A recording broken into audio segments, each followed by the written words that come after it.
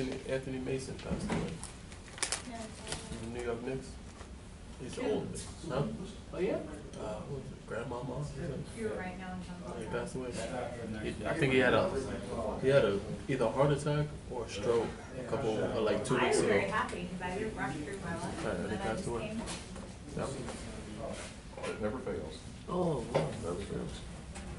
Also, maybe we He get died too. 45. Oh Lord, first African American But NBA nonetheless, player. you proved your argument. He was a fighter. Yeah, that was my guy. Whole second row is just gone. So They went. That was a sushi place. No, I was at the sushi place. They went to go get sandwiches somewhere. I don't know where.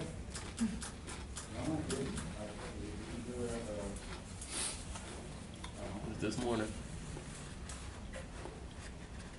That was a heart attack that he was suffering from Wow. last week.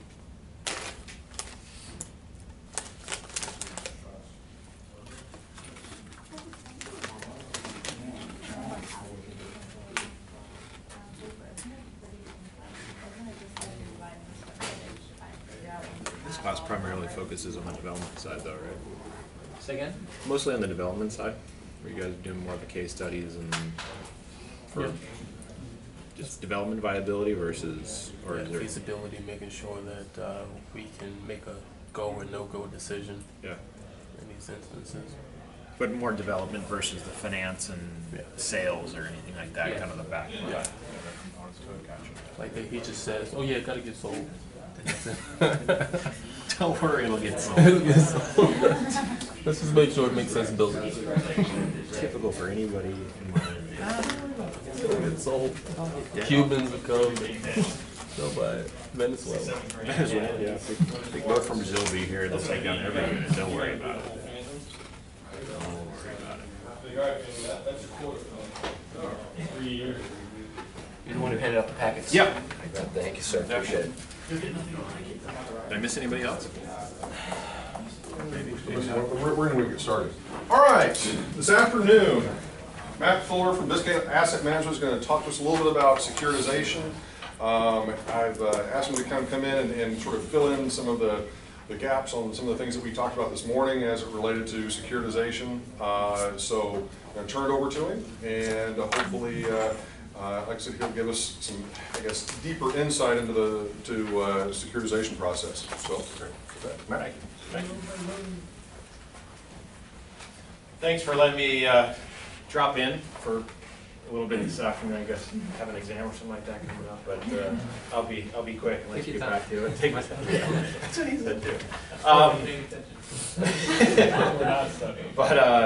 So yeah, in addition to Biscayne Asset Management, which is an opportunity fund that I started down here, let's see, February 08.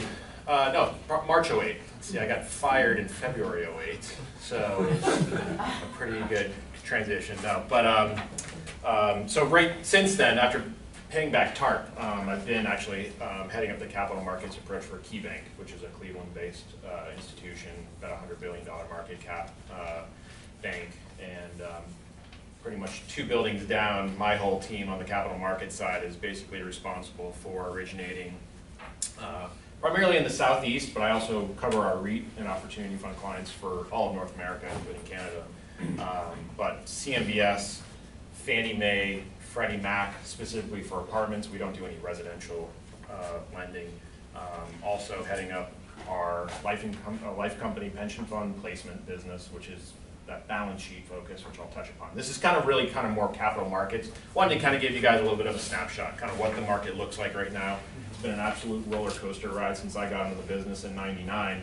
And I've spoken at a couple of different institutions. This is a very raw deck that was worth probably sharing, and there's some highlights that will hopefully be open up a ton of comments, questions. I want this to be as interactive as possible, just because I think it's a pretty critical component to the development side, feasibility side of project level, and also kind of portfolio level. I mean, the finance side of it, the debt, the equity, recapitalizations. I think a lot of people failed, frankly, in 2008 because they didn't pay enough attention to it. And so I think everyone needs to really be focused on kind of how they're. You have this? Is there one in front? Just kind of how the portfolio looks, and you know, because certainly that's a great base to work off of. If I can get any more debt, can I get any more equity? Do I have resources available for it? So. So outside of KeyBank and my kind of day-to-day responsibilities, I do run a fund, mostly friends and family, but we've done some really interesting construction and investment projects in South Florida, and you know, since basically since '99 have I been down here, kind of focused on that. So again, wanted this to be as interactive as possible. So again, it's a quick deck. The art of securitization. Everyone thinks it's a science. Far from it. And yes, there is a box associated with it. We have to kind of figure certain assets that the rating agencies and investors will certainly be able to welcome. So everything, there's a box for asset types, but then there's levels of pricing and structure and risk to again see if you can even move the paper. But our intent is to recycle our capital 5 or 6 times a year. So in the capital market side, especially kind of Freddie Mac and CMBS, we're everybody's best friend in the bank because we're basically, again, recycling capital 5 or 6 times a calendar year. At 2 or 3 points per recycling, we can make some real money and really kind of move the needle earnings-wise. So we have the biggest microscope on us in the bank because, again, getting fired in February 2008 from Countrywide. I was running their conduit from down here. I opened up Atlanta and the New York offices, but it's certainly a Calabasas, California-based institution. And we were profitable until February, but certainly everyone knows the Countrywide story. I mean, it was an incredible ride to see where the market, who would sign on the dotted line to get the loan, how we could trade it, package it, sell it off, and what the rating agencies and ultimately the investors were willing to pay. Very, very slim premium for what we've all now looking back, it was just an extraordinary amount of risk that still continues to this day blow up in Bank of America's face, who ended up acquiring Countrywide when they did not allow the rest of my capital markets team to join the B of A platform. So we were not the root of the issue, so I will tell you right now. So I'm supposed to say that, but anyways, not legally, but I just wanted to share that. So yeah, I mean, but basically the securitization is the ability, like I said, we recycle capital 5-6 times a year. Move the paper, not risk. It's just simply an alternative to really a very capital intensive business, but being lending at all. But if we can somehow recycle those funds with more business, less risk, and making money doing it, more power to us, and the more we want to be able to do it and being supported internally. So what I'll focus on primarily is the non-recourse kind of bridge and permanent debt, which again, I've been in the business since '99, so I'll kind of give you my driver's seat perspective on this today, and which really since the Russian debt crisis of '98, which I thought was sneaking up on us last year a little bit, was really in '99 when the market kind of came back alive again and people were doing business and there was liquidity and there was investors and the market was efficient again. But it's been an incredible ride. I mean, if you can kind of think post Russian debt crisis '98, then you had tech bubble, 9/11, and then maybe 2005 it got a little kind of choppy again, and then 05 really to third quarter of 07, it was 1,000 miles an hour and just go, go, go. I'll reference a mantra later in here and expand on it, but basically if you were in my seat as an originator in it, if you can originate it, if you can sell it, basically I'll say, if you can sell it, originate it, Doesn't matter what the heck it is. So, I mean, it was really, really interesting. I wouldn't say sloppy, but it was very interesting in that stuff that today, I mean, you wouldn't even think twice about even trying to bring it to a loan committee or try to speak to Northwestern Mutual or some of these life insurance companies that are buying the investment grade securitization paper. I mean, they basically just puke on you. I mean, I don't know how else better to describe it. They just shut the door on me and leave. So it's evolved immensely with not only just market choppiness, but how much more can we do as an industry? So CMBS just absolutely dominated, I would probably say, from 9/11, just because we were probably the most versatile product, probably the most creative product. So Fannie Freddie today, as I say, is kind of was an independent niche to now is like the best game in town. When it comes especially to apartments. CMBS 2003, 4, 5, 6, we just wiped Fannie and Freddie clean. I mean, they were never even close at any leverage, any kind of stabilized occupancy level, and so that's, for better or worse, really kind of drove a lot of that momentum in that industry. And then Fannie Freddie today, since the recession, I mean, apartments are the flavor of the month, which I was saying was the month. Now it's kind of the year. Now it seems like it's approaching 5, and it might be of the decade. So we'll see where it goes from here. But unnecessarily aggressive, priced abnormally. It is a bubbly-ish type of product right now, but I'll talk about it a little bit more and how I see it. Please tell me if any of you see it differently. And again, I reference kind of securitization as an art, because Fannie today is securitizing 100% of their paper. Freddie has always done the same in their K-series notes. CMBS, obviously, that's what it is, a mortgage-backed security product. But they basically have all moved, move all that risk off your balance sheet as quickly as you possibly can. And then I'll reference life companies, just because even though it's not a capital markets execution, it keeps us all honest.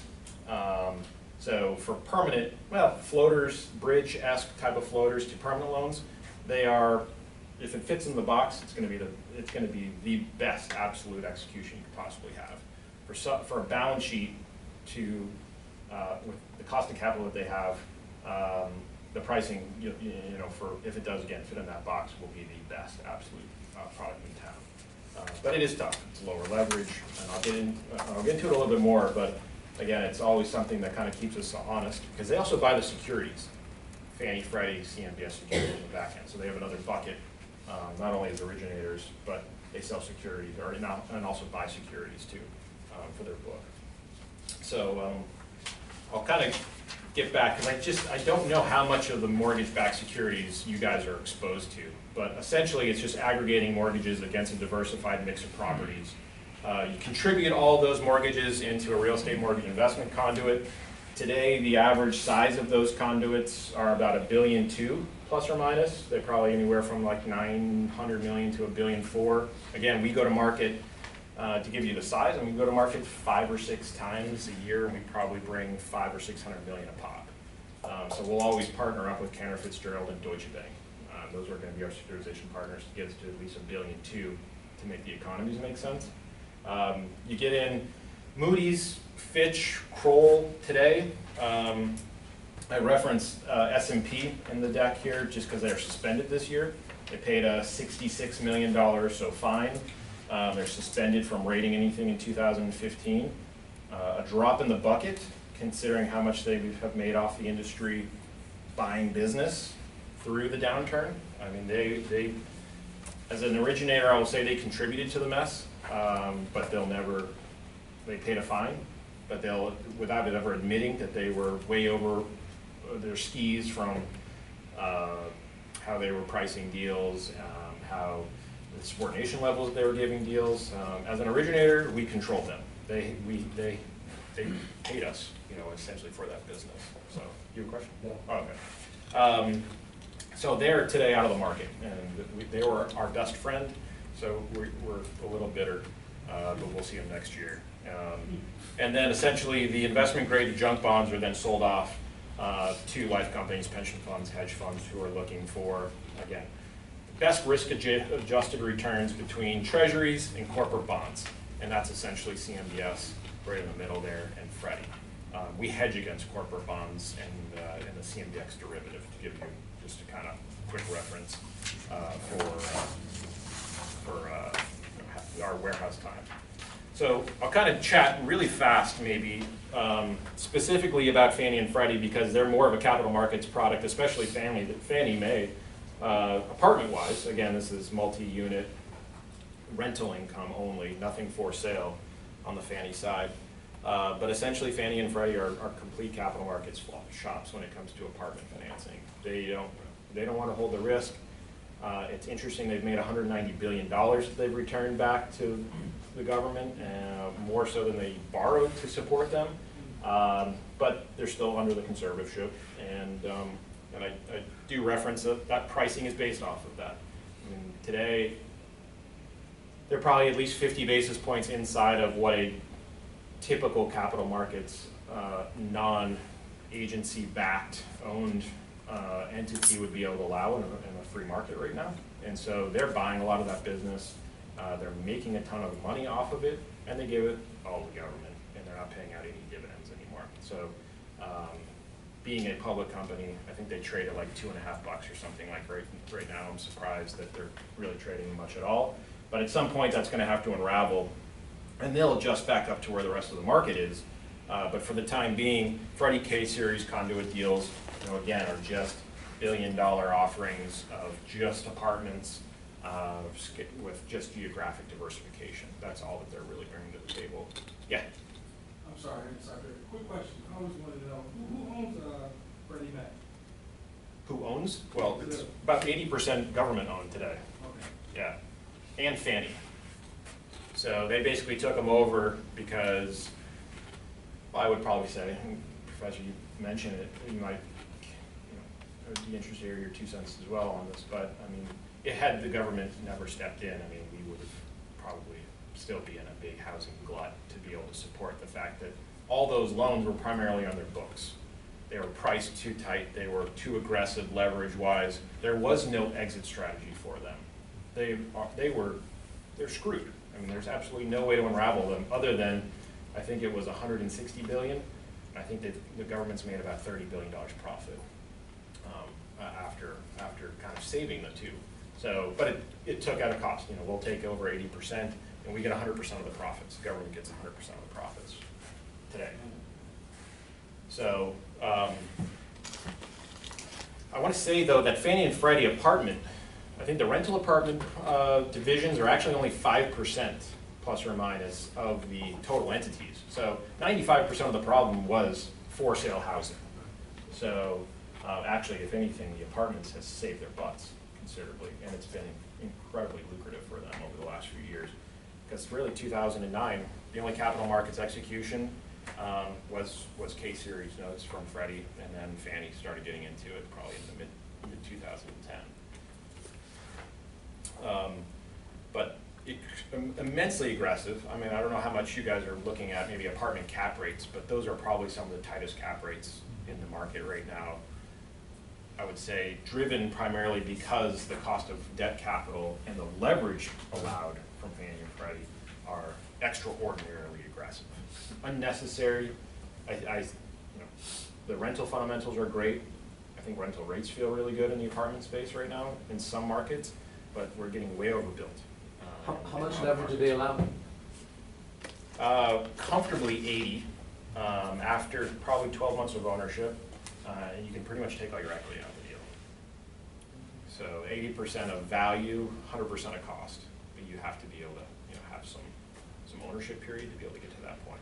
And then your test is you have to be 90% or better physically and economically occupied for 90 days or more.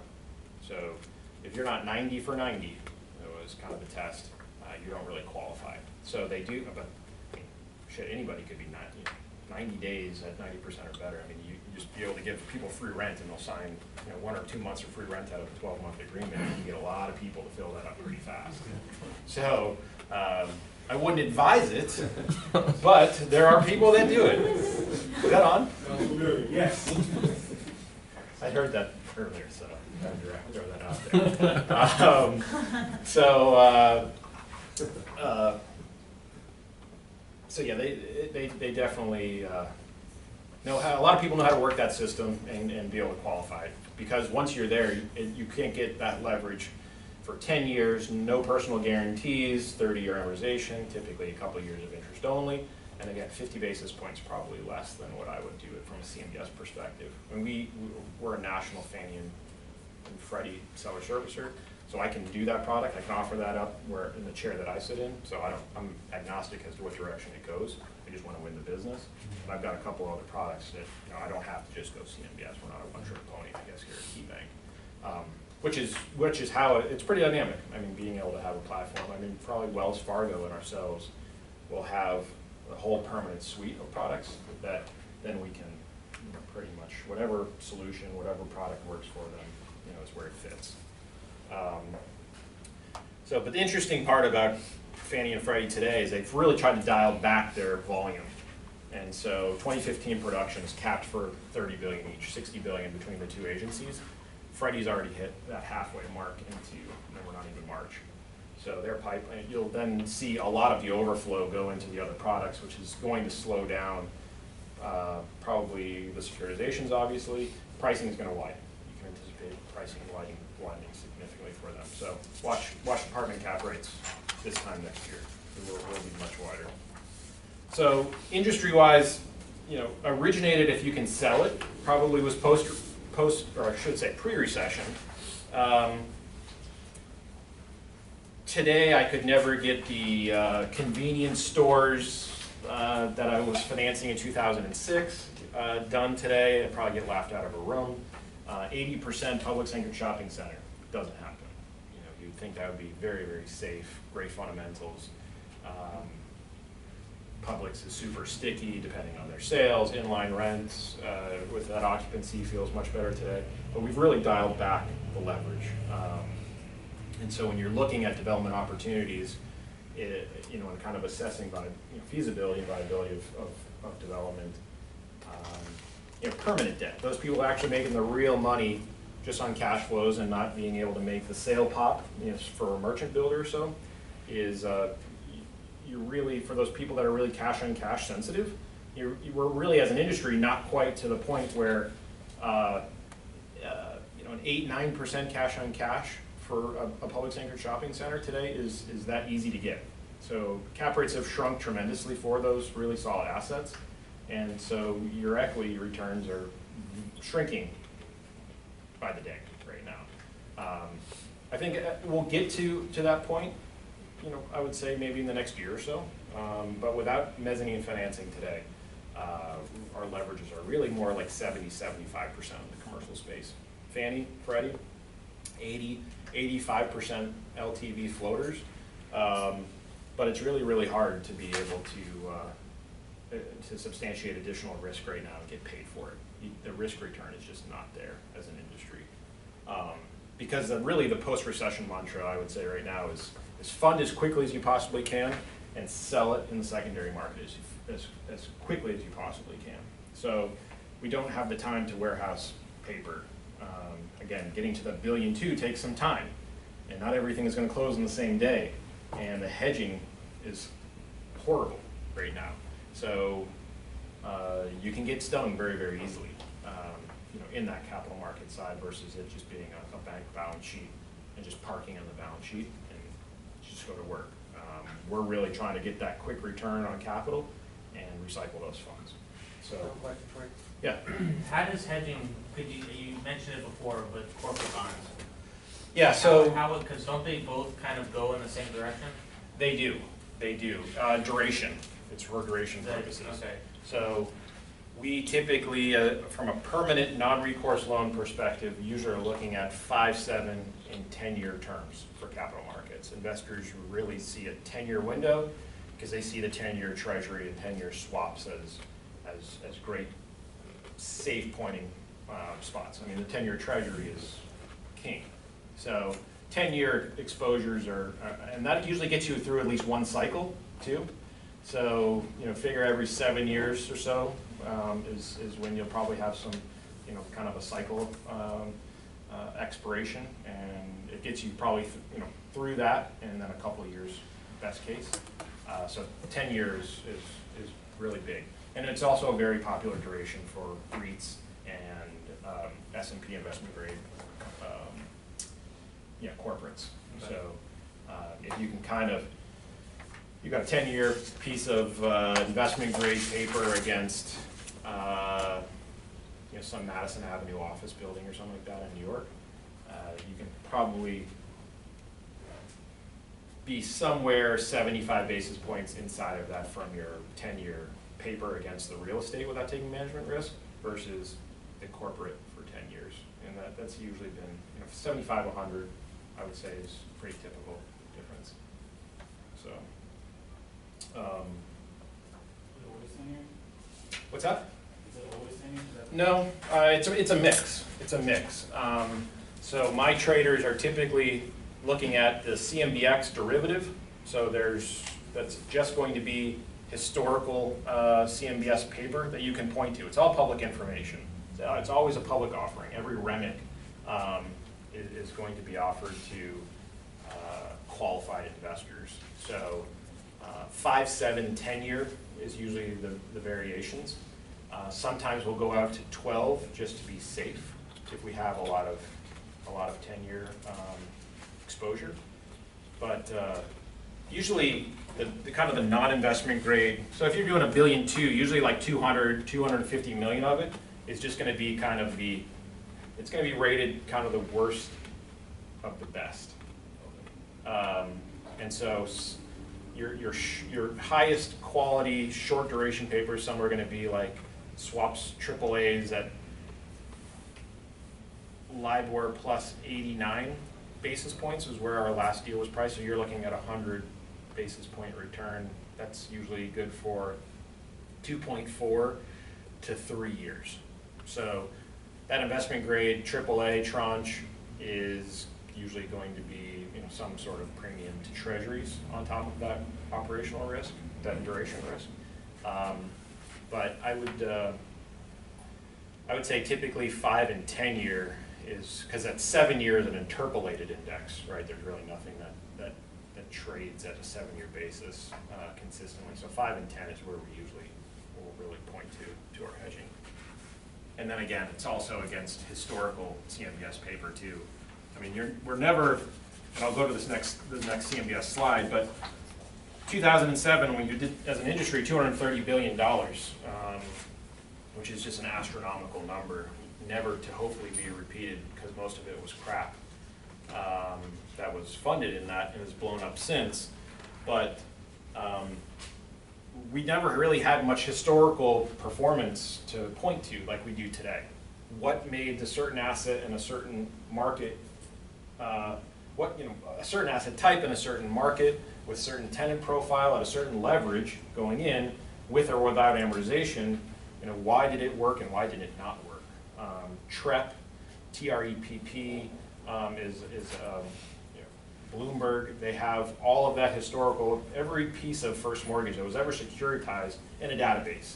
And so today, if I'm looking at refinancing a Terry Styles property or something like that, I'll look at, okay, where is it? If it's in Fort Lauderdale, I'm going to look at every office building that's ever been securitized in Fort Lauderdale. Why did it work? Why did it not?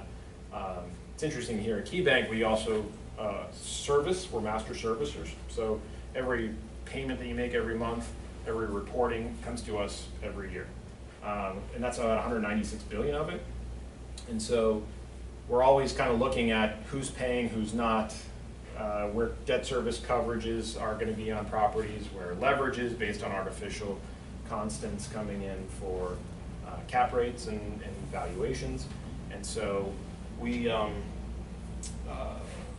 constantly trying to maintain some point of reference as an industry. And I think it's easier to today say we're not going to make the same mistakes that we did because we made a ton of them and we look like idiots.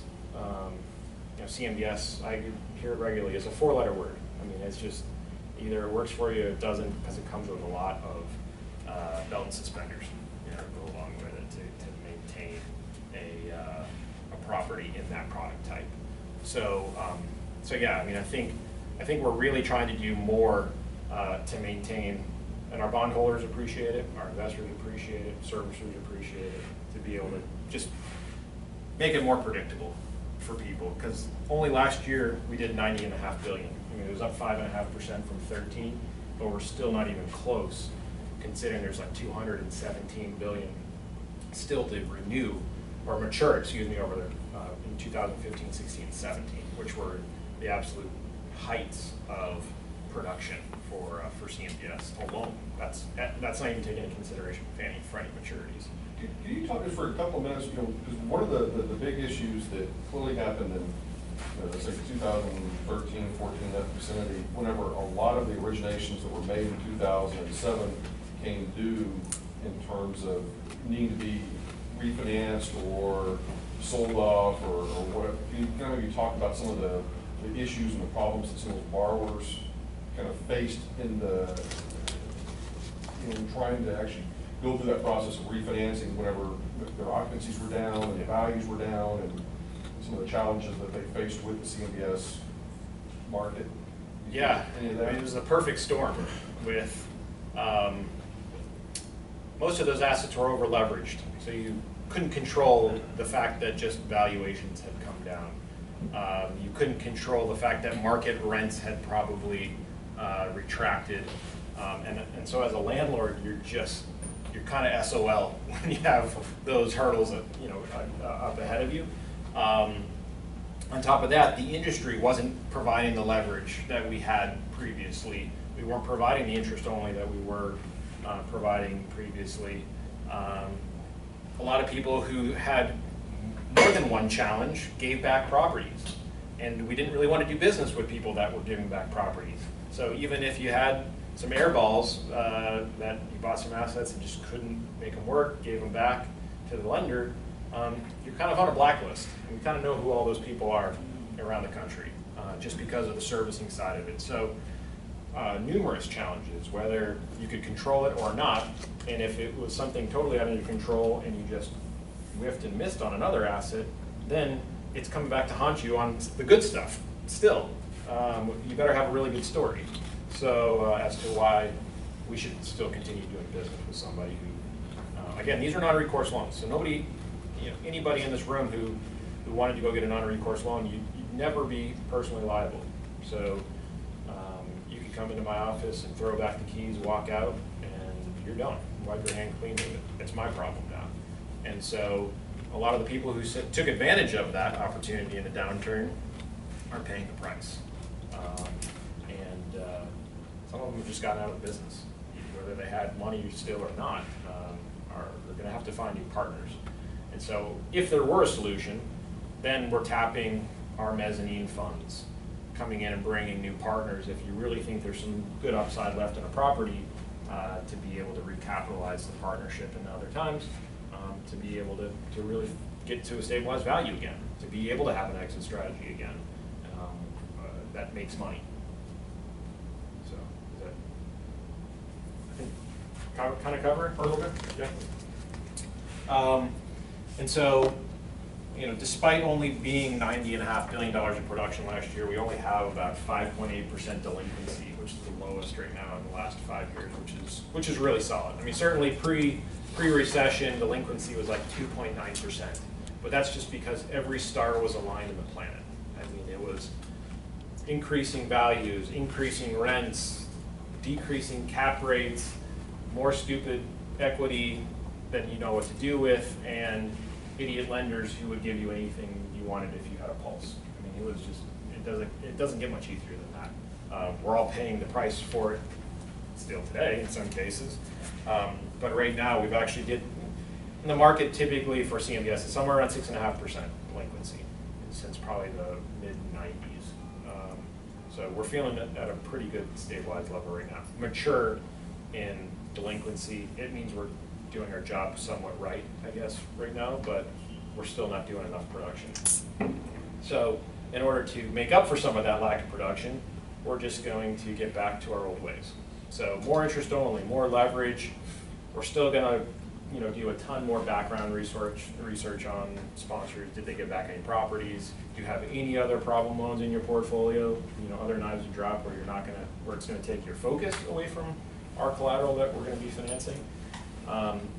But we're due some of that credit slip. It's healthy within reason. Some people will take advantage of it, and I'll get into that a little bit too.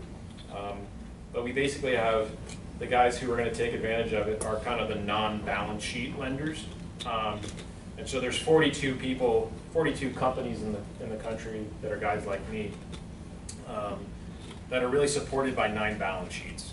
And the discrepancy there is the fact that Wells Fargo will give warehouse lines of credit to 7 of those 42, okay? But all the production from those guys, the 7 that they support with warehouse lines, all go into Wells Fargo securitizations. So it's just an opportunity for Wells to diversify. We don't do it here at Key, but it's a big source for guys who are doing more production, who if they lost a deal or just couldn't get to somebody in Fort Lauderdale, who is a great asset, one of these other guys that they support with these warehouse lines could. And so if you don't have the balance sheet, if you're not taking the same credit risk, why not do something a little bit more fringy? And so we're getting the guys who are taking advantage of and gals that are taking advantage of the additional leverage in the market where they can get away with it, or more IO, are certainly the ones that are going to be doing more of the fringy business. But overall, it kind of feels like late 2005. We're not full throttle as an industry, but it's right around the corner. It feels like we could, just based on where liquidity is in the marketplace. It just feels right. You know that you can originate a good piece of paper. You can sell it. You can make probably 2-3 points on it. The average mortgage broker probably makes 50 to 100 basis points. I didn't ask if anybody in here has securitization background or mortgage banking backgrounds. So from a revenue perspective of the business right now, you can make money again. I mean, I was in 2007, early 2007. I was taking all the risk and making less than the person from the mortgage banker who brought me the deal. So they would make a point. I was maybe lucky to make 75 basis points and take all of the execution risk. That's the worst position to be in. Obviously, we're not even close to getting there, but that's how bad it got. The person who was putting together a debt package like this with a little Excel model that had the rent roll and historical operating statements and a few pictures were making more than the guys who were putting the money out, taking the warehouse risk, taking the securitization risk. So that was part of the sloppiest part of probably where the market was.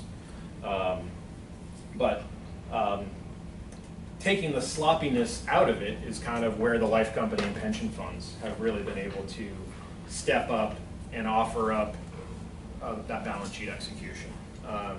Lower leverage, no reserves, non-recourse. The property speaks for itself.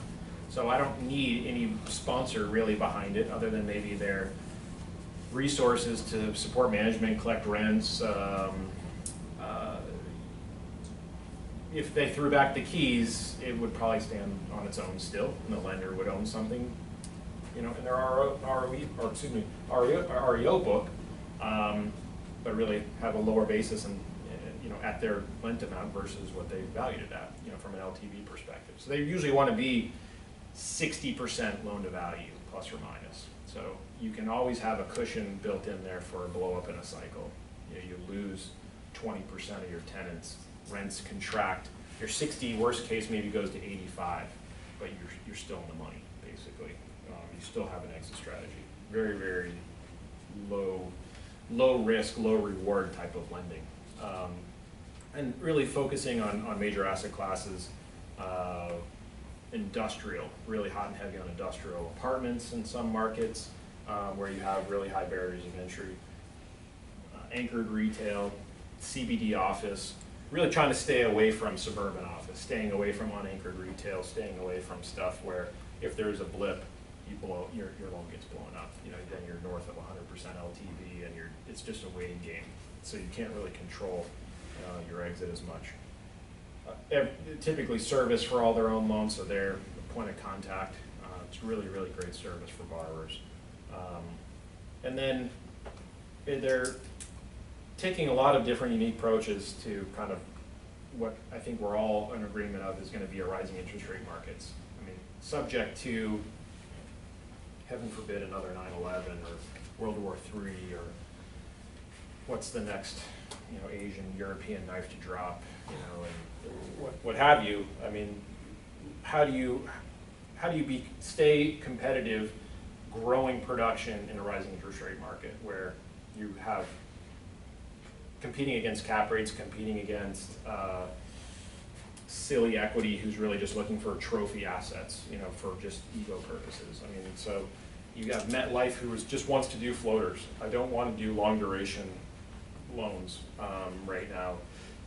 I think rates are going to go up. I want to have somebody in the short duration pay me off so I can recycle that at a higher rate of return. And then on the flip side, you have Northwestern Mutual, who 2 months ago said, I will do 40-year self-amortizing 40-year term loans that are non-recourse. And you're like, how in the world can you match fund 40 years fixed rate? I mean, it's just asinine, but for some reason they see that that's very credible because they say the average life of that is only 22 years maybe, but what a way to, so production's, kind of scheme. What company did you say was that? Northwestern Mutual, really big, obviously, life insurance company. They have a really big real estate focus. So they said, somebody who can use a 40/40, which would be a great cash flowing product, and take interest rate risk completely off the table, is probably going to attract somebody who needs a $400 million first mortgage in San Francisco because it's irreplaceable real estate. Maybe in 40 years is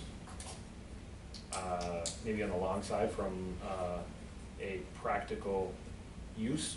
The average life is what, 35, 36 years of a piece of real estate. So even if it goes to duration, you're paid off. So you feel pretty good about that. But they're trying to be able to just win business right now because it is just getting so hot and heavy right now. And that 40-year product also costs like almost 7% coupon. So you look at what 22 years of life would look like, coupon perspective, it's plus or minus 7. Whereas if you had a 10-year deal from Northwestern Mutual today, they'd probably give it to you, for that same asset at like 3.25%. So that's kind of the difference. But I only mention the life companies just, again, they're a unique beast, and they keep all the rest of us honest who are trying to push leverages and recycle capital and where they just want to have the money be out for as long as it possibly can. I mean, their intent, they hate getting paid off early. I mean, that's like, that's probably, it's favorable to pay it off, but it's kind of a waste of capital if you can be able to earmark 10-year capital, 10-year paper, and put it to work, against an asset with a borrower. You really want that duration. They probably say today in a rising interest rate market, they might challenge that a little bit and say, I hope they pay me off, but if it's for 10 years, so be it. That works too.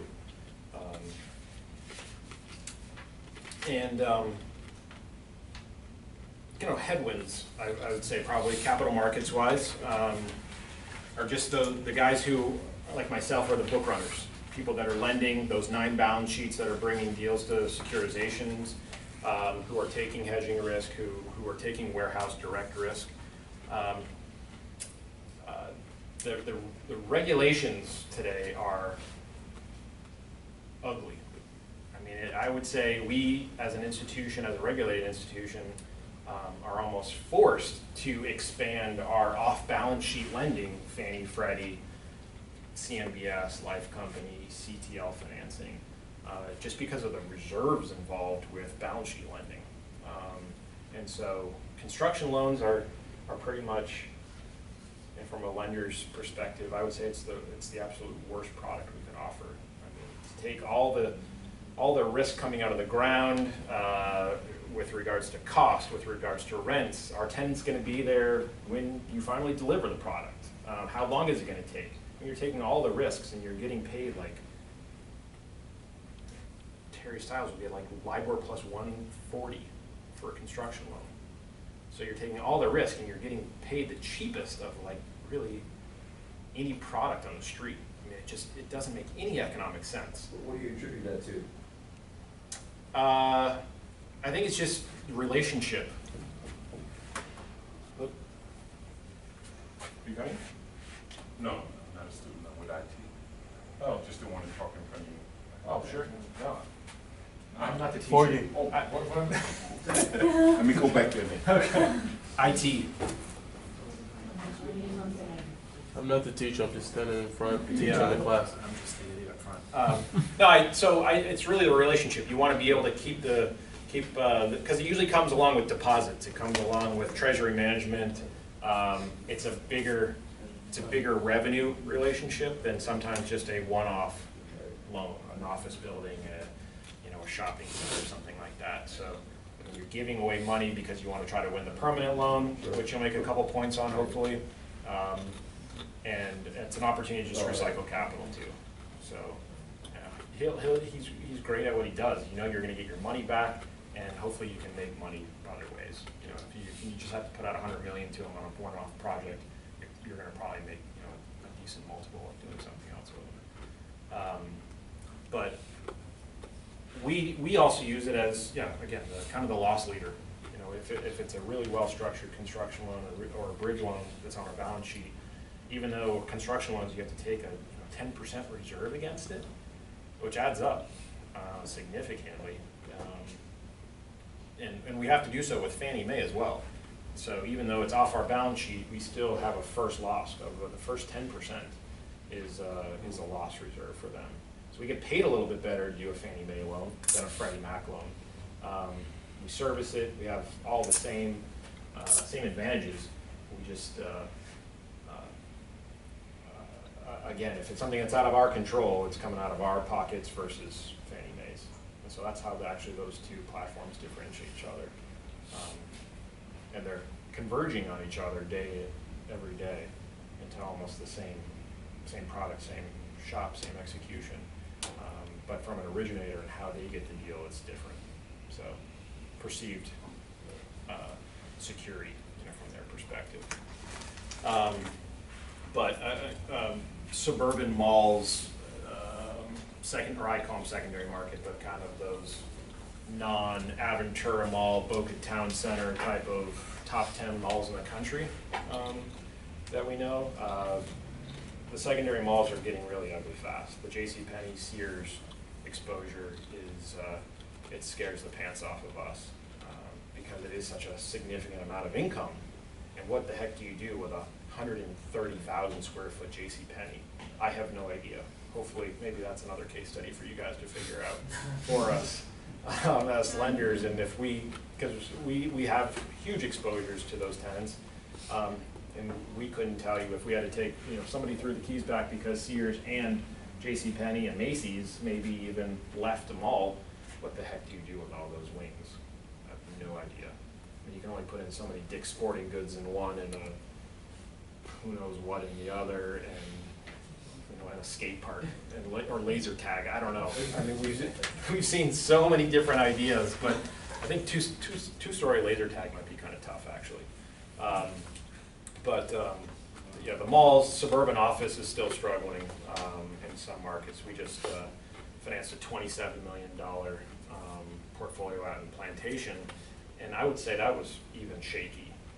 Again, because of where rents are downtown versus Plantation, I think most people would probably want to be, in one of Terry's buildings than in some Plantation 1 or 2 story type of, unless you're kind of a lifestyle and you don't want to commute into downtown, which is getting rougher and rougher every day. That's why we pull out of the Four Seasons in Brickell. I don't want to commute down to Brickell anymore, but I mean, everybody wants to be there. The rents are sky through the roof, occupancy feels great. You just can't move in your car, and it's going to be even more gridlock. And I think there's a couple more office buildings that are coming up downtown too here, which is going to make it even more interesting trying to commute in. But we see a lot of risks with those lifestyles out there and the cost benefits of being downtown, especially where everybody else is, depending on what industry you're in. Yeah. What about the risk factor in like the township type malls, like Promenade and Coconut Creek, the outdoor mall type setting? Is that like outlets and things like that? Is that, how do you guys deem that? I mean, I would say the traditional outlet is more of like the Tanger model, more like around Disney, kind of on I-4, you know, some of those, which are doing great. You know, sales per square foot in your outlets are beating the crap out of Pembroke Pines and Coconut Creek. You know, I mean, it's just because of the offerings that are there, the access, and usually the tenant mix. So I look at the outlets in more of a traditional sense, in that, like I said, those Tanger, I don't know if you can picture those, but yeah, Pembroke Pines Mall, Coconut Creek, International Mall down in Miami. I mean, it's really going to be hard to, and they feel good today, again, but if you're going through the next cycle, who are you going to be able to backfill some of those tenants with if they fail again? Are you familiar with Point Beach Mall? So Palm Beach Lakes Boulevard in West Palm? They sort of redid the mall and made it a township outlet. Yeah. That's right off of 95, just on the east side? Yeah, it just opened last year. Yeah. Was that Ashkenazi and Agus, I think, did the, and I think they bought the thing for like $35 million or something. They stole it. But yeah, I mean, what an incredible job completely redefining it. Yeah. And I think that is a success story. But look, I mean, those guys had just unlimited amounts of equity. I mean, and they had great tenant relationships to be able to turn that around. Can you do that in Coconut Creek? Can you do that in Pembroke Pines? You know, those are going to be harder. They're older. It's going to be a massive amount of equity undertaking to be able to turn it around. And how many tenants are going to be drawn to it? I mean, you've got West Palm Beach demographics, 95 access. We're actually looking at, right now, the 3 office buildings that are just east of that property, the tower office. Yeah. And so they're, the potential buyer is actually going to, there's 3 office towers today. They're going to combine all the tenants into 2 buildings and take the 3rd building that's next to the mall, what is now office, and turn it into a hotel. I think they're talking about like a Hyatt Place or a Holiday Inn Express or something. They didn't even pick the flag yet. But you can see, you can point to the demographics and the potential of that site versus something maybe that's out west. That's a little bit more static. You're not going to be able to attract cheesecake there like you are going to, you know, up in Palm Beach. And so that's how we look at deals. I mean, you guys will look at it just from a completely different approach. I don't look at it from an economics perspective. I have to look at it as a lender, being able to take back the property as to who I can put in there, who's not there that is excited about trying to get into something. How can you backfill the Macy's and JCPenney? I mean, we have no answers for those as an industry. So would you say you guys qualify the property more so than the borrower? Always. I wouldn't say anybody getting into banking should ever hang their hat on who they're doing business with personally. It's a sad thing to say, but I shouldn't say we because I didn't work at KeyBank before, during 2008, 2010 when they lost $2.7 billion in the real estate book. But I would say I could count maybe on 2 hands how many times they actually collected on their personal guarantee. Over $2.7 billion. I mean, it's just like, life is too short. Wipe your hands clean, just get rid of the paper, sell it as, get a short sale, sell notes, whatever it takes, move on with your life. It was an incredible strategy because a lot of other institutions either failed or forced into sale. Bank United's a perfect example of forced into sale, or kind of recapitalization, whatever you want to call it, depending on who you're talking to in the transaction. But you never really want to be. I always look at 100%, because I am a non-recourse lender. Again, always looking at what I can do with the property, and not, again, who I'm doing business with. Might have a great management team, maybe I have a great relationship with a tenant, but when the tenant sours, they're gonna be the first person to give that special digit to their landlord, you know, and say, I'm out of here, see you later, you know, I'm moving out on a Saturday. So that having been said, how much then attention are you paying to the actual tenants that are occupying the property? Huge, huge, yeah, I mean, so, is it a mom and pop who's been there for 20 years?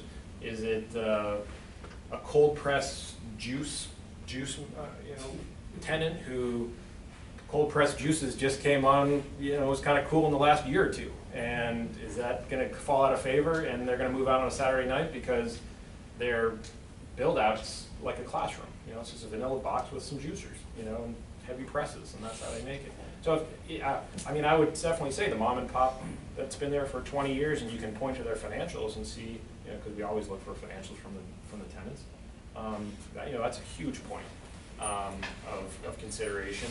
And then because, you know, frankly, CVS, which is rated BBB+ by S&P and Moody's, the Moody's equivalent, I mean, they're good, but if they have an opportunity, if they're inline in a shopping center, an inline tenant, and they have an opportunity to go to an out parcel and create their own 13,500 square foot box, they're gonna do it like that. They're still gonna pay tenant, or they're still gonna pay rent over here, but they're gonna be dark. And so then you have this probably 10,000 square foot dark box inline, and you can't do anything with it because they don't wanna not pay rent against it because it'll affect their credit rating. So then you just have this ugly dark box, and they're thriving on the corner, and they don't pay percentage rent, and they pay really poor rent typically. Let me ask you a question. So if it's more property specific, new and up and coming developers, are you guys giving them a fair look? Yeah, always. All dependent on their product? Right. Ooh. Why? No, curious. Yeah, I mean, there's some great entrepreneurs who have fantastic vision, and we can sometimes appreciate that vision, or sometimes we can a quick note, you know, is very effective too. But if somebody who's trying to get into Midtown Miami right now and pay $50 a foot in rent because they want to be next to Gucci or the Apple store, no. You know, I wouldn't follow in some case. You know, I'd rather say to that tenant, you know, go look at like 78th and Biscayne. I'm talking more development side though. Yeah. So well, even the same. Yeah. Okay. Yeah. I mean, somebody who's going to chase Midtown versus something that's, because you know the dirt in Midtown is just what, tripled since Scott's buying everything there. Yeah. And so, I mean, a developer going in there, you know, you better have an incredible pre-lease tenant lineup, I would imagine, or a great trust account to feed it, you know, until that right tenant comes around, because you could be there forever. I mean, if you lock it up and then pre-lease, you're pretty set. Oh yeah, I would be very comfortable with the right tenant that's pre-leased to. Sure, I mean it's hard to do anything spec today. Yeah. I mean, any office building that's coming in here is because they're moving Greenberg Torg over to the new office building, and they're going to take a quarter of the floors or something like that. I mean, you always want to have something in your back pocket. I would say, especially in this environment, more than ever. Yeah, I would say that the developer who's going in with a great vision is always going to be worth that risk. Might be able to make a little bit more money off of it too. Yeah. So, two other sort of things to bring up. What about the challenges of financing a mixed-use project and the challenges of financing, let's say, an adaptive reuse project? Can you talk a little bit about both of those? Yeah, so mixed use, either love it or hate it. I would say,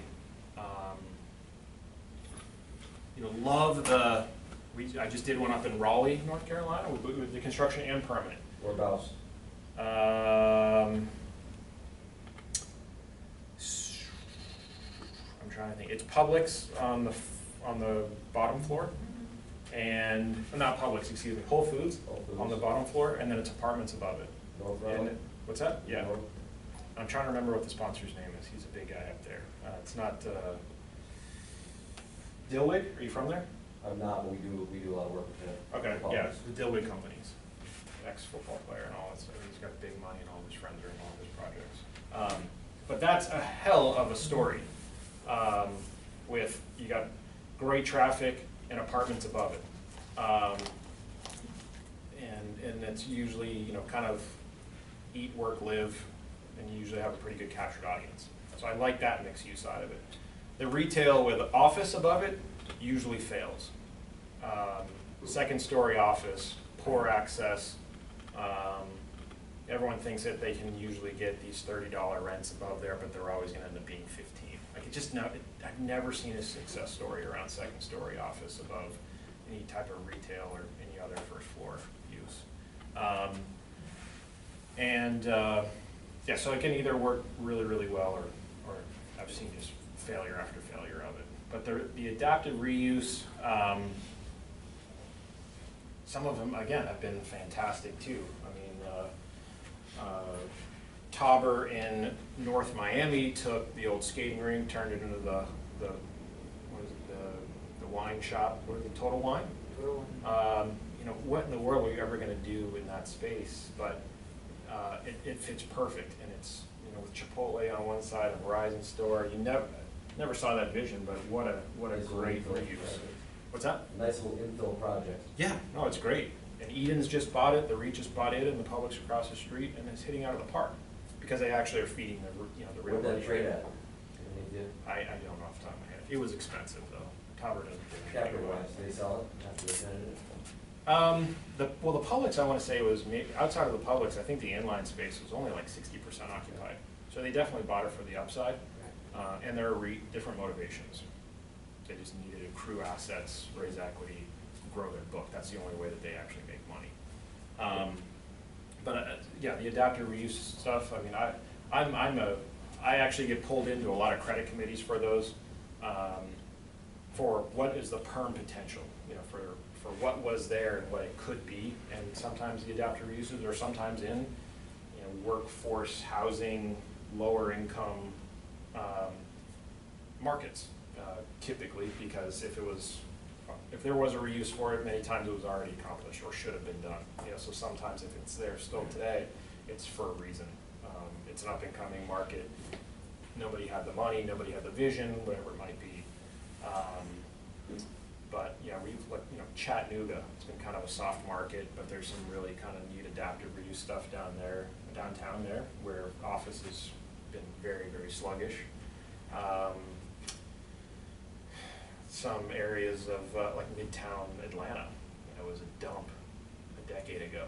Now it's really cool, and there's really great restaurants. It's kind of like Midtown Miami today. I mean, no one saw that vision 15 years ago of somebody either doing something in downtown or, you know, going straight up to Aventura, you know, maybe North Miami Beach too. I mean, some of the adaptive research. So that vision, capital, tenant relationships, I think, are invaluable, you know, to really make that work. What type of requirements do you guys have on the borrowers once the money is lent to them? Sorry. In terms of like hard equity in deals, more so as far as the long-term relationship throughout the life of the loan. Like, what do you require them to maybe present you with tenant information or their sheets? Like, what type of requirements? Yeah. So even for personal guaranteed recourse loans or non-recourse loans, we really want to stay involved in the process. You know, I would say we've learned a lot post-recession too, and wanting to stay really well ingrained in a relationship and seeing more often what that rental looks like. If any big major tenants are leaving or moving in, you know, what do those profiles look like? It also kind of, I think, speaks to the future of performance of a property too. You know, if you lose Circuit City, who everybody thought was fantastic and was never going to leave, and you're backfilling it with an H.H. Craig, well, you got a very different type of profile customer coming into that shopping center now. H.H. Craig, very discount related, big box, no real build out, growing because they're taking advantage of others' failures. You know, so it's a fantastic opportunity. Just like when Blockbuster left and people were backfilling those 4,000 square foot buildings with acute care health developments, and I would say those are better uses than Blockbuster. You know, or they're stickier because they're going to put in $20, $25 TIs in there. Shit really has to hit the fan from your operational side of it for you to want to walk away from $25 in your build out that you had to come out of pocket for your operation. So we want to see rent rolls, we want to see operating statements, everything's certified, doesn't have to be audited, but we really kind of want to know that the property is really tracking well, because we want to be able to know if our debt service payments are in jeopardy.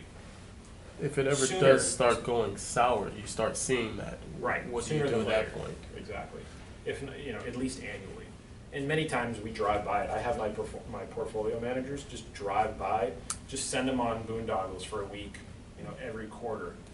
Go to California, go to Phoenix, go to Burlington, Vermont, go and look at our hotels, everything that are on our books right now. Just don't tell anybody you're going. Just go and stay the night in that hotel. Go to that Chipotle and that shopping center in Phoenix or something like that, and just kind of check out what's happening there. Just what's the vibe like? Because for those that we are 140 debt service coverage type of deals that we've seen the last reporting go to like 125. What the heck is happening? Somebody leave? Did like a couple of small inline guys leave all of a sudden because we didn't know that somebody got like stabbed in the Pizza Hut or something like that? What is going on? Because no one's going to tell us that part. We got to we got to go and live it, sometimes, because we can't read every local newspaper. So now it's been a lot of lessons that we've learned. How in the world can we just stay more in tune with the properties that are slipping? Do you ever take early actions if you notice something is about to slip? We ask questions, but there's really no action we can take. Right. So that's the problem it's a really, the most fun business is like the preferred equity business, where you can participate in the upside of a property. For your traditional balance sheet, the best day of our lives is when we get paid off in par. That stinks. That's boring. But because I can only defend my first mortgage exposure. I can't really share and I can't share in being able to kick out buy low and put in Publix. What a score. You probably doubled the value of a property in some cases and doubled the lease term. But I'm still, maybe now I'm 50 LTV, but I'm just clipping a coupon. That feels fine, but I can't share in anything other than that. So I can't really take any action. I can ask a lot of questions. What happened? Why did you backfill this tenant? Maybe because the landlord has no more money, and he had to maybe slip the credit for backfilling somebody versus, we'd want somebody of higher quality, but sometimes they require, the landlord to chip in some more money for a 10-year lease versus putting in that juice store for 3 years, and they have no risk. It's all upside to them. So yeah, legally I can, typically, other than just kind of inquire. Is that also going to apply in the case of a technical default? Good point. Yeah, so technical defaults typically are, they're negotiable. But if your debt service coverage, like for a lot of technical defaults, might be like a 120 debt service coverage on NOI. If it slips below that, I usually have some cash flow sweep triggers, so the landlord doesn't get any more cash flow after debt service. It's all coming into my escrow until, sometimes slippage is back north of a 120 coverage. So, but yeah, under that 120, we're going to have a sit down. Yeah, because it's a slippery slope after that, usually. Yeah. Really what your business and what you guys do you guys really drive what the real estate market's going to look like next year, the following year. You're kind of like at the tip of the sword, wouldn't you say? Just with the apartment example and them tightening up. Now they're only going to do 30 billion each, so that there's only 60 billion out there. That I can just see that as like the market drivers of, hey, the apartment development is going to slow down. Yes and no. And the only reason, I say no is because I didn't see myself getting fired in February 2008. It's like, we were so hot and heavy, going 1,000 miles an hour, and it just went boom, and just destroyed the marketplace. So we never saw that coming. Today, I think there's some more you can point to it. There's more evidence, I guess, of and to your point, yeah. cap rates for apartments don't need to be this low. Apartment debt from Fannie and Freddie does not need to be this low.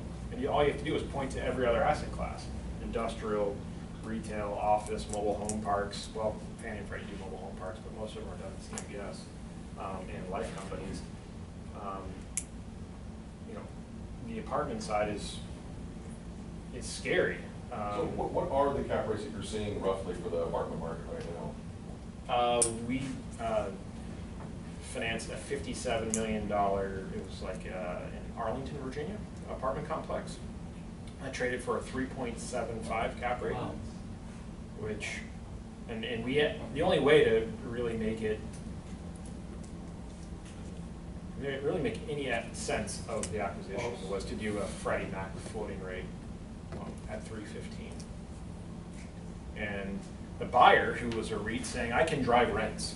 There's extra dirt. I can build another tower. They had some vision, you know, outside of my very small brain to see that. But they said, you know, I'll buy the 375 because I have got upside in rents. You're fully occupied, but I'm going to kick out some of the you know, people that can't maybe afford a 15% pop, and it's a super tight market, and nothing's really being built, and I've got extra dirt, and I'm going to be able to build adjacent to, and sell it, you know, as a 5.5 cap combined or something like that, and that still get some kind of a 13-15% IRR, which is probably safe for apartments right now. Yeah. Where was that? It's in Arlington. So Northern Virginia, DC suburb. I mean, everything. A lot of train activity in the district. Really tight market, and it's impossible to build. I mean, it's pretty tight. I mean, that's why Tishman.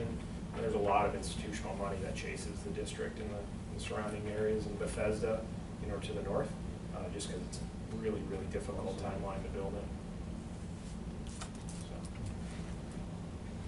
Or your question? Yeah, I wanted to know, where do you get the information about the local market? Like, you know who's buying that, what's being built, what's not being built, who's doing, like, is there a publication, or do you have like kind of a private, you know, newsletter, or like, how do you know what's going on? I wish I had a private newsletter. Fantastic. It's a lot of word of mouth. So we do a lot of business with pretty significant entities down here, and nationally. I mean, a lot of people think that Florida is cheap relative to San Francisco, LA, New York, Chicago, DC. Yeah, I mean, so people are like really excited about like 6.5 cap rates here, where you and I would probably say that's stupid. You know, I wouldn't want to be less than 7.5 or an 8 for something like that. But you have a lot of that out-of-town motivated money, especially people from LA. I mean, California is such a unique beast that like a 4 cap is exciting to some of those people in, you know, Marina Del Rey. Just because you're water and no dirt, literally no dirt. And I kind of see that as South Florida being, because a lot of that motivated money will say you've got Everglades, ocean, Gulf. Where else are you going to build? Too. I mean, Florida's right behind us, and it's land constraint and scarcity. So they see that weird dynamic as we're the next Southern California. But we don't have topography issues. We have a lot of water, but it's very easy to build here. So to answer your question, Business Journal, let's see. I get the REE magazines. I would say online sources. I mean, Commercial Mortgage Alert also will tell you a lot about stuff, trading and kind of debt and some stories there, which is kind of fascinating, the finance side of it. But the Business Journal, I think there's like a Florida Real Estate Journal. There's the CBRE talks about a lot of the big sales shops will have a lot of announcements. But does KeyBank, do you guys like publish what you did for the month for? We don't. I can't even say on LinkedIn that I'm a KeyBank employee. So go figure. For solicitation issues, for we have to have like all announcements approved from like our, it's wild, it's crazy. So on LinkedIn, you're unemployed? No, I have Biscayne Asset Management, which is my own fund. Oh, that there you go. Yeah, so if you find me, it is me. But yeah, it's really funny. So we will talk about, we have to even get borrowers to sign off on us marketing the fact that we just lent them $15 million. Like we can't just go out and throw it on the market. So yeah, I can't just haphazardly say we just did $1 billion of business in the first half of the year or anything like that. But it's the regulations around that are really issue. Plus, I'm on the security side, so that's the potential questioning of solicitation of securities and their buy sell, so, which is stupid. It's unnecessary, but somewhat of a necessary evil to keep people in check because there are people that hint at it, all over the place. I wouldn't recommend it, but they do. Any other questions? I know Yeah. we've seen my, I have two. One, who would you go talk to if you wanted to build like an amusement park? Who would handle something like that? What kind of amusement park? Like say 160-acre amusement park. You seem to know exactly what Not you're Dairy Farms Part 2 or? So C&L out of Orlando is big into that space. Also, Entertainment Properties Trust is another REIT out of Kansas City that has water parks and ski resorts and wineries. They're kind of, and so you can go and look. I mean, obviously, it's a publicly traded company. You can get all their cost basis rents associated with all their different amusement-related assets. I'm trying to remember. There's a REIT also that has a 10% interest in Six Flags. So that would be a great point to that I can follow up with you. I can't remember what it is off the top of my head. I'm sorry? Oh, what was your other question? Oh, how do you start a private fund? How many friends fund? Or one start there? Luck. Have some friends with money. Yeah, yeah. No, I mean, I think, like I said, I've been down here since '99, and so I was in the lending business. I actually started up a mortgage banking operation with two college classmates of mine in Boca, and it was just incredible networking. I mean, we saw a ton of different deals. That's kind of the fun part about being on the finance side is that you get to see just a smattering of deals. You can see every rent roll, expense ratios for amusement parks, for shopping centers, for just every deal down here. And you can either say, I want a loan against it, but I don't, but you just have this incredible database of people, of assets, of rents, of sales, of, and then having a good pulse in the debt markets. And, again, after 9 years of probably gathering all that, probably kind of had a good network of people who said, I'll give you money, this is where you live, guys who were in New York and from LA, Chicago, Atlanta, wherever it must be. It's like, hey, I want to be involved with somebody who's, got the boots on the ground type of thing and has a good pulse in the marketplace. So that's how I kicked it off. I grew up in a shopping center, my dad's shopping centers too, so that kind of helps having the development background as well. And taking the cost basis and knowing the development process helps a ton. I mean, I'm glad I have that side of it. I don't have close to how much I wish I had, to really talk to it as much. It's definitely a piece of my real estate background that is lacking, but I know enough to be dangerous that I'm not going to buy that shopping center for $220 a foot because I know it costs $160. And I'd rather buy it for $140 and say I'm buying below replacement cost, and I've got rent growth, and I've got some of those parameters that you can kind of point to that, hey, if there's bubbles, but there's also upside. But I don't want to take there's a lot of other people that come down here and just buy stuff for like $40 a foot. It's so below market that it's the opposite of probably being able to stabilize something. It's like, who the heck do you put in here? You got a great basis, but it might stay 50% occupied or 60 or 70%. That might be calling it stabilized because it's on Dixie Highway in Hollywood. no knock on Dixie Chicago, but tougher to, you know, not a lot of the same people are gonna be in the circle as they are gonna be on Dixie, but you've got a great basis on Dixie. It's a great asset, it's probably built really well if you're buying it.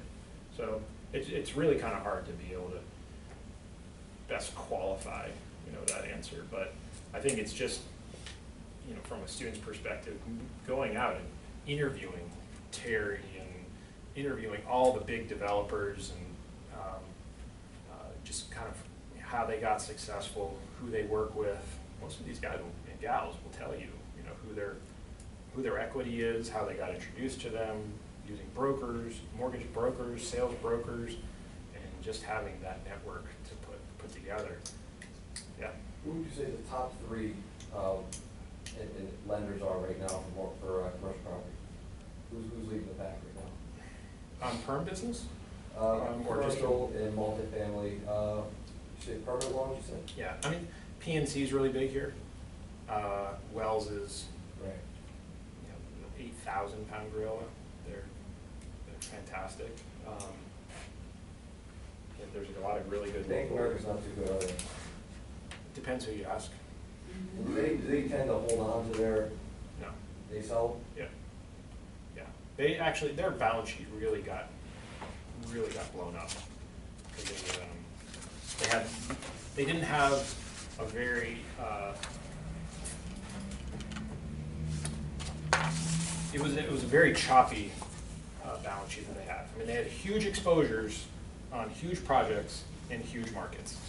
And so in all of that, I mean, just the perfect storm happened in all of those. So they really had to right size it, and they really haven't, I wouldn't say, come back as big as they are. They should be doing a lot more real estate lending than they ever have, because now Goldman and JP Morgan and Deutsche Bank is huge in the permanent space. They've been the #1 book runner for like the 3 consecutive years. They're fantastic.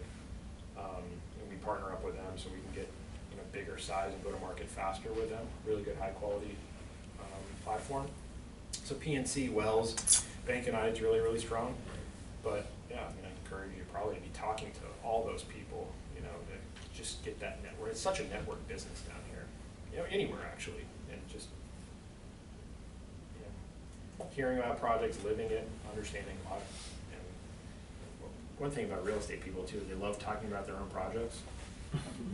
Everyone thinks that their project is the best project in the entire county, if not the state, and so you can kind of take it, you know, with a grain of salt, but it's also really interesting to hear why. And like I said, discounted about 50%, but also you can point to other projects, you know, different. Orlando is so different than Miami, which is so different from Tampa, which is so different from Pensacola and Jacksonville. It's just such a dynamic, fun state, and people do wacky things down here. A lot with good reason, because everything is such a little niche. So, I mean, a Walgreens on Las Olas is going to always be different than a Walgreens on Broward. You know, it could be 3 blocks away. I mean, that's the fun part that I take away from this business, is that every deal is different. Every sponsor is different. The economics are different. And the development side, you know, you can never reproduce the same asset on the same dirt, typically for the same basis, and probably have the same type of business cycle, you know, or cycle around that asset. If somebody wants to hold it, somebody wants to sell it. It's pretty dynamic. What's it like the return threshold for your private equity? Oh, sorry. Jeez. What's that again, sorry? What's it like your return threshold for your private equity? I haven't sold anything, so can't really say that personally. I mean, the point of buying something is that you just want to be able to hold on to it forever and just drive the bottom line. You know, the worst thing you want to do for real estate is pay taxes against something. So you're more looking at cash flow? Yeah. I mean, plus I don't have the time, and plus most of the equity is very, very patient. So nobody wants a big pop and pay the majority of it back to Uncle Sam. So yeah, it's a legacy type of investment. Because if it's great real estate, why should you ever want to sell it? You never have to. Within its economic life, or physical life, I should say. But you should, there's a private equity firm in Aventura that I've done a lot of business business with since 2005, and they've promised a 22% IRR to all their offshore clients. What's the name of that? It's called ESJ Capital Partners. And, but they don't buy traditional real estate. They build charter schools, they build daycare centers. I mean, it was just all this kind of esoteric stuff that I typically don't finance, but I actually am equity partners with them, just because you can build a charter school to like an 11% return on capital. Because it is, I mean, it's a vanilla box. And it's not hard, and it's big, and the bigger the school is, the more revenue they can pay. So you can sometimes be unleveraged 11, 12% going into that. The nominal amount, 40, 50% leverage. It's a heck of a return. You never want to sell that. You know, 20-year leases, triple net leases, you have no responsibilities.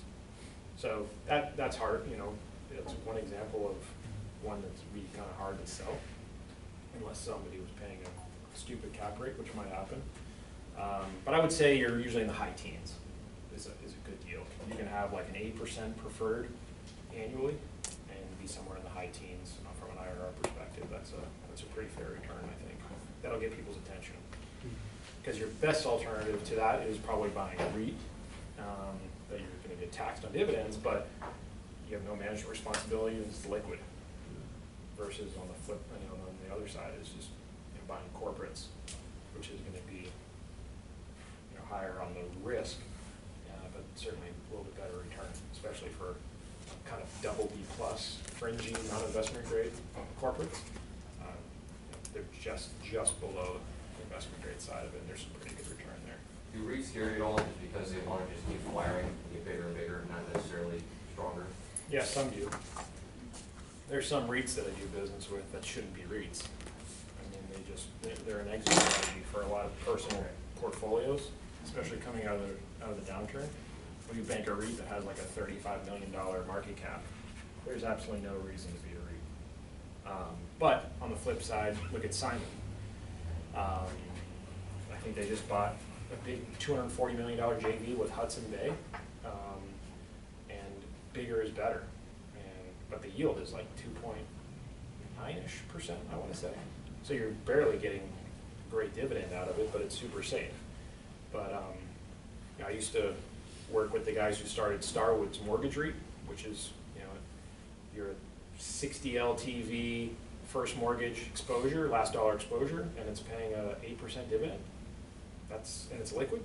I'd almost want to buy that maybe in some cases, depending on having management responsibilities and expenses related to, you know, a very similar fee simple ownership, you know, to something that, you know, like I said, 8% feels pretty darn good in cash on cash every year, or that 8 pref, which you'd find probably in a friends and family fund.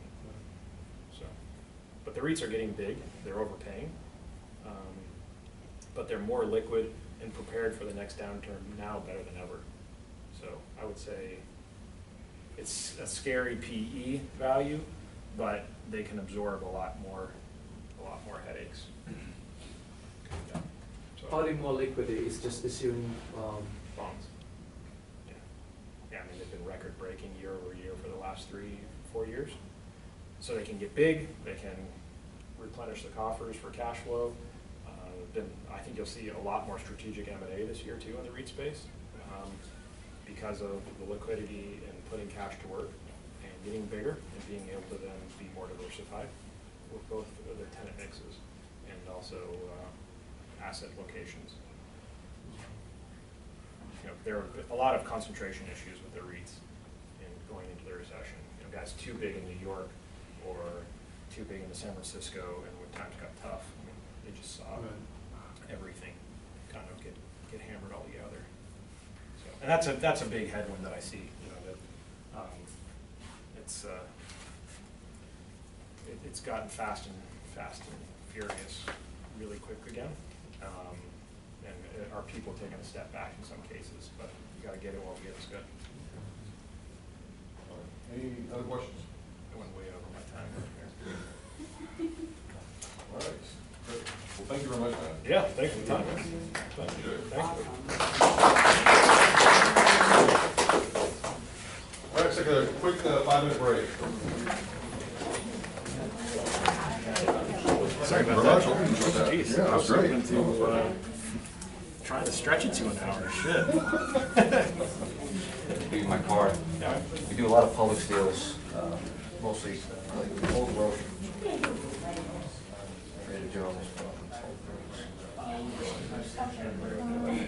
from Boca. I think somebody that contacted you guys from our Atlanta office, I Yeah. want to say. Yeah. And we get calls all the time. We have a family that wants us. Yeah. Yeah. Yeah, just kind of feed in. They just keep it in the account.